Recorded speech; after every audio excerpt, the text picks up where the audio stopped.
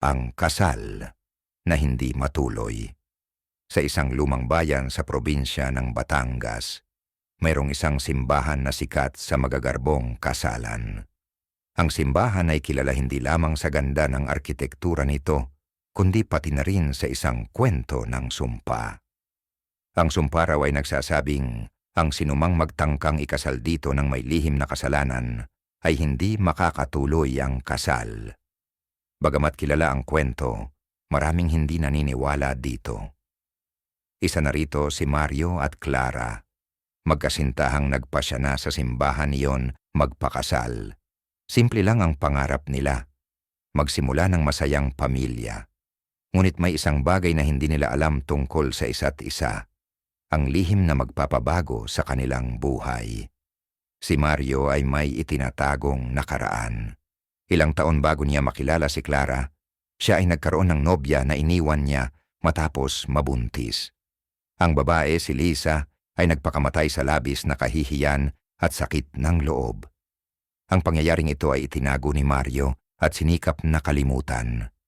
Si Clara naman ay may sariling lihim. Sa kabila ng kanyang maamong mukha, siya ay may panata sa isang kulto na nangangailangan ng isang malaking sakripisyo, isang kasalan na hindi matutuloy. Ang araw ng kasal, dumating ang araw ng kasal. Ang lahat ay puno ng saya at pag-asa. Puno ang simbahan ng mga kaibigan at pamilya ng magkasintahan. Habang papalapit si Clara sa altar, napansin ng ilan na biglang bumigat ang hangin. Ang liwanag sa loob ng simbahan ay tila nabalot ng kakaibang dilim, ngunit walang nagsalita. Ang pari si Padre Gregorio ay nagpatuloy sa seremonya kahit na tila hindi maipinta ang mukha nito. Nang dumating na sa bahagi ng panata, tinanong ng pari si Mario, "Ikaw ba, Mario, ay magpapakasal kay Clara sa hirap at ginhawa?" Ngunit bago pa makasagot si Mario, biglang nagpatay sindi ang mga kandila sa altar. Ang mga tao sa simbahan ay nagsimulang magbulungan, at ang ilan ay lumingon sa paligid. Tila may nararamdamang kakaiba. "Ano ito?" tanong ni Clara habang hawak ang kamay ni Mario. Hindi pa man nakakabalik ang katahimikan, biglang narinig ang malakas na tawa ng isang babae mula sa likuran ng simbahan. Ang tunog ay malamig at puno ng galit. Lahat ay napalingon, ngunit walang tao. "Hindi ka dapat maging masaya, Mario," sabi ng tinig na tila nagmumula sa kung saan. "Lisa?"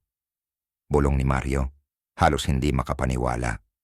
Biglang lumamig ang paligid at sa gitna ng simbahan ay lumitaw ang anino ng isang babae. Ang mukha nito ay blanko, ngunit ang presensya nito ay punong-puno ng galit. "Hindi mo ako maloloko, Mario," sabi ng espiritu. "Hindi ka karapat-dapat sa kasal na ito." Nagsimulang magsigawan ng mga bisita at ang ilan ay nagsitakbuhan palabas. Ang pari naman ay nagdasal, ngunit tila walang epekto sa presensya ng espiritu. Si Clara sa halip na matakot ay ngumiti. "Tama ka," sabi ni Clara sa espiritu. "Ang kasal na ito ay hindi dapat maganap." Laking gulat ni Mario nang biglang bunutin ni Clara ang isang patalim mula sa kanyang damit pangkasal. "Ang kasal na ito ay ang sakripisyong kailangan para sa panata ko," sabi ni Clara, habang itinutok ang patalim sa kanyang puso. Ang sumpa ng simbahan na ito ay hindi lamang sa mga may lihim na kasalanan, kundi sa mga nangangahas na gamitin ito para sa pansariling layunin. Bago pa makakilos si Mario, itinarak ni Clara ang patalim sa kanyang dibdib. Kasabay nito, ang espiritu ni Lisa ay sumigaw at nawala sa isang malakas na ihip ng hangin. Si Mario ay napasigaw sa sobrang sakit ng loob, ngunit wala siyang magawa.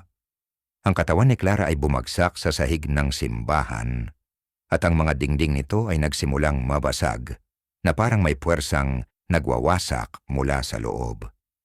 Pagkatapos ng lahat na tagpuan, ang simbahan kinabukasan na lubos ng nasira na parang dinaanan ng malakas na bagyo. Wala nang natira sa mga bisita, pari, o maging ang katawan ni na Clara at Mario. Ang tanging naiwan ay ang patalim na ginamit ni Clara, na ngayon ay balot ng tuyong dugo. Mula noon, walang nangahas na magpakasal sa simbahan. Ang kwento ng kasal na hindi natuloy ay naging babala sa mga susunod na henerasyon. Huwag magdala ng kasalanan o lihim sa altar, at huwag gawing laro ang sumpa ng simbahan.